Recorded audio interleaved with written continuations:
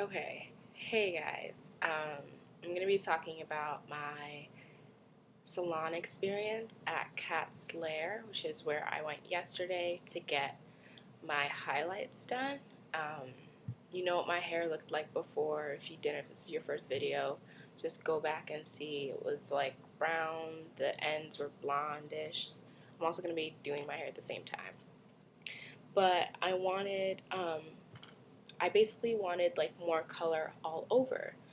And steps that I did, things that I did right was I like brought a picture of what I wanted my hair to look like to stylists instead of trying to explain it. I think you should do that when getting any type of color, unless you know exactly what the color you want.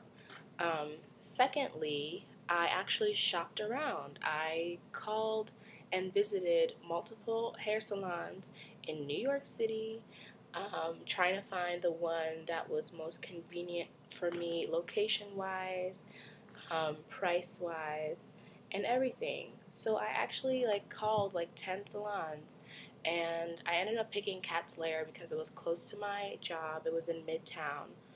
It's on like 36th, between like 8th and 9th or something. Um, it's close to my job. The price was reasonable, um, and everything like that. Now, if you go to a hair salon and so I walked into the hair salon. Sorry, my thoughts are everywhere because there's just so much. So much went wrong. Yeah, I walked into the hair salon at 6:30, which is the time of my appointment. There were two other women in the hair salon, as in like one woman was getting her hair blown out, and another woman was like getting some kind of color process. So she was in and out under the dryer, like a rinse maybe. Um, then while I was sitting there, another woman walked in, and it was now 7 o'clock. My hair hadn't been touched. My hair didn't get touched until 7:40. Mind you, I had a 6:30 appointment. Yeah. Yeah. So I had emailed the stylist, a picture of what I wanted my hair to look like, which I will show you guys right now.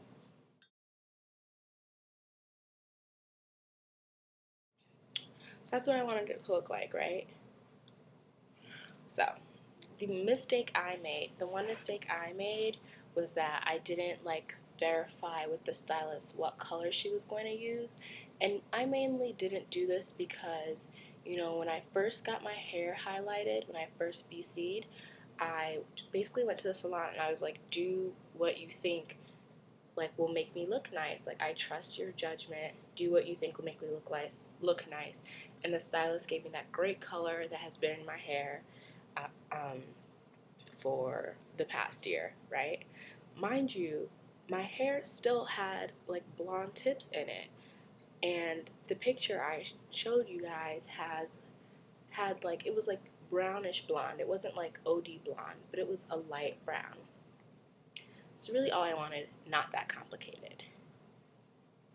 Okay, so the stylist doesn't show me what color she's gonna use. I thought because we had a consultation, I showed her the picture, everything would be all set. I go under the dryer, I come out of the dryer. This woman is washing my hair and goes, "So I don't know what happened, but your hair is red." Red. Okay. So mind you, I don't like red. I don't like red hair. I don't like red hair. On me, on anyone, especially on me, I don't like it. So when this woman said my hair was red, I thought that she meant that my hair was brown with hints of red. She said that she thought the photo said copper. She thought the photo, the brown was a copperish brown, so she mixed red in there, um, to get a reddish brown. And I was like, okay. So she was like, well, let's have it dry first, you know, to see what it actually looks like. I get under the dryer, I go straight to the mirror. My hair is bright, red. Bright red.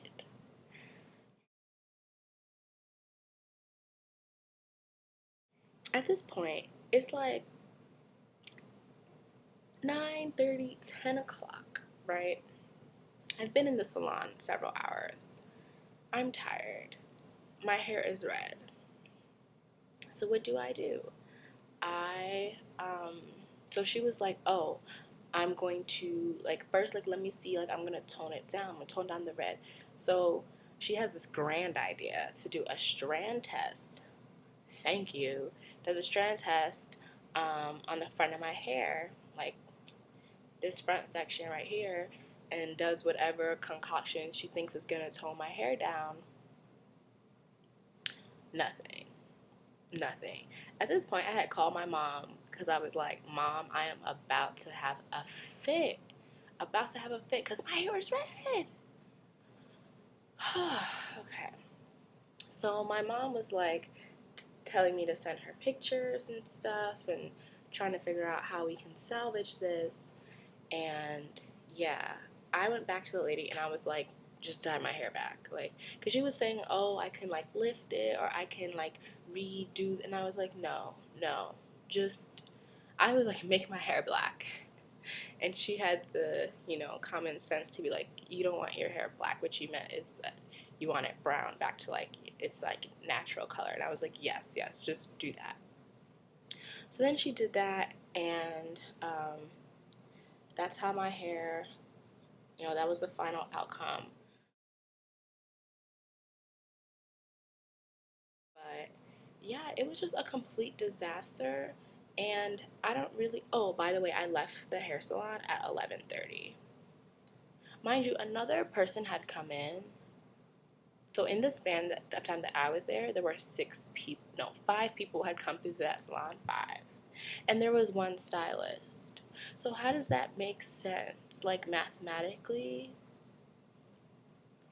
Anyways, okay. So, I mean, oh, this is error number one. Error number one was while, the red was in my hair and I was under the dryer, this woman was so cheap that she only had one cape. So you sat under the dryer without a cape. I had never seen that before. So here I am, you know, I'm not used to having this much hair being dyed. I'm not used to, I don't even know. All I know is that the dye starts dripping down my face, right? And I'm using the towel to like discreetly clean it. The towel is coming up all sorts of colored. It gets in my eye. I should sue her. Anyways, the dye like got in my eye, so I started like more vigorously rubbing. Next thing I know, the dye had dripped onto my shirt, onto my poor shirt. I mean, she asked me like if I had a receipt for the shirt, I guess in efforts to like reimburse me or whatever, because she knew that was her fault. But like, who keeps the receipt to a shirt that they bought like a year ago? Nobody.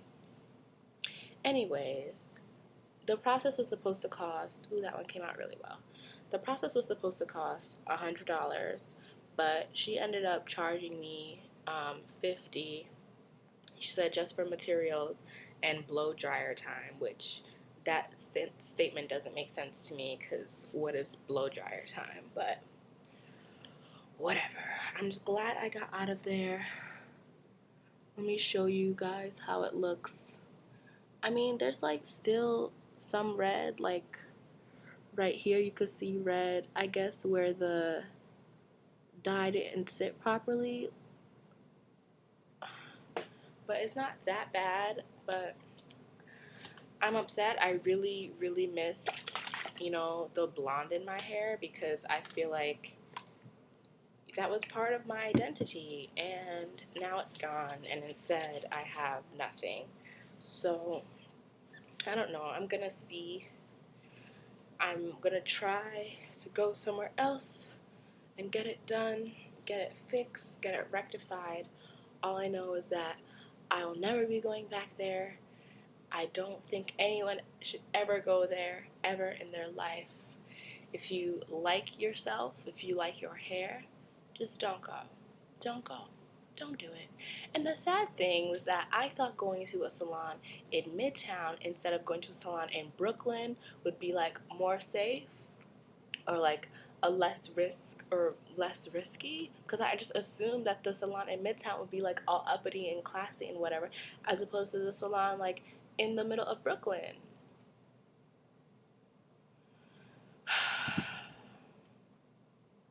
And the stylist was talking too much, and I hate when stylists talk too much, especially when you have 4 women sitting up in your shop. Shut up and do my hair. You are not my friend. Okay. I'm good, y'all. I'll be fine. I'll be fine. You see the sun rising outside? Is it this way? Yeah. That's how early it is right now. But it's alright. So, oh yeah. So after she had rinsed this brown out, she asked me like if I wanted her to, she was like, oh, what kind of style do you want? And I was like, I tried to get her to convey a wash and go. And I was like, just to put some gel in it and like rake it through and whatever. She was like, oh, we don't use gel here. I was like, okay, well, what do you use? And she was like, Jane Carter has this like curl defining cream. And I was like, okay, great. I don't even know why I thought that she knew what she was doing. But she goes and like puts the Jane Carter stuff. She put like 3 Jane Carter products in my hair. I like Jane Carter products, whatever. But she just like put them on my hair like this and was like, okay, boo-boo, that's not shingling. That's not a wash and go. How's that defining my curls? Oh, wait, it's not. That's the key. Anyway, so I just like was like, okay, all right, thanks, like, bye. I had caught an attitude because I did not like my hair. So I just left with it like in a damp fro, and when I came back, I put it in chunky twists and then pinned them down. I just, I didn't really care. I just wanted some elongation in my hair. So that's what I have now. I'm just gonna part it. Wait, that's not my part. I'm gonna part it over here and like pin it this way and keep it moving. So I don't know if I said this already, and I don't have the time to edit this video, but yeah, she only charged me $50 when originally it was supposed to be $100. So it's not that bad. I mean, she acknowledged her mistakes, and she was like, this has never happened to me before. I mean, is the stylist really going to tell you, like, whether or not they've messed up before? No, but, oh well. She acknowledged her mistakes. I guess she offered to reimburse my shirt. Not that that was, like, feasible, but whatever. It's okay. Now my hair is just plain and boring and like everyone else's. Oh, the dye did not have ammonia.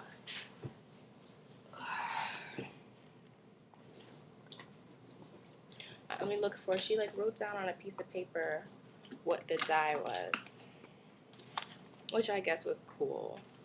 Good to know. So it was no ammonia products. It was like Chi Ionic Lock. I hope that lock doesn't mean. So I feel like here's what happened. So she clearly was inexperienced with natural hair, like natural hair coloring, which is like very key. So I feel like she thought that she would need like more color to get through my hair, like a stronger formulation, but that's just false. Like our hair, natural haired people, is just like, you being natural has nothing to do with how porous or how readily your hair is going to accept dye, like at all. Like it's a different, there are 2 different things. Like the kinkiness of your hair isn't, I don't think the kinkiness of your hair is correlated to like how porous it is, because different naturals have like very porous hair and some don't have porous hair at all. So it has nothing to do with like the fact that I have kinky hair. Don't be putting 10 times as strong of a formulation. Okay.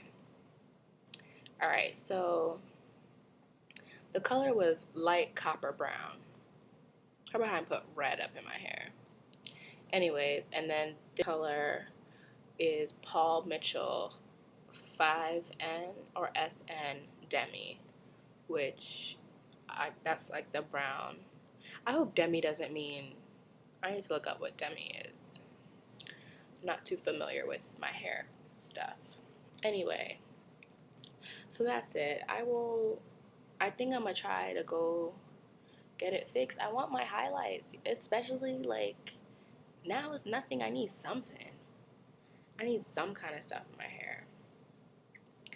That's my story, y'all. If anyone has any advice about what I should have done differently, aside from making her do a strand test or not going there in the first place, or if you have any suggestions for natural haired stylists in New York, Brooklyn, Bronx, I will travel wherever, that have colored your own hair. I want like personal experience references, not just, oh, she did my friend. No, she did your hair. Please, please, please let me know. Great. So I tell you guys all these stories so you don't make the same mistakes. So you don't make the same mistakes as me. So when you're researching salons, make sure they do a strand test on your hair. Make sure every step of the process you're asking them, okay, what color is this? What are you doing now? What are you doing now? Let me see. Or you're going to end up having a very sad, sad, sad story like me. That's all.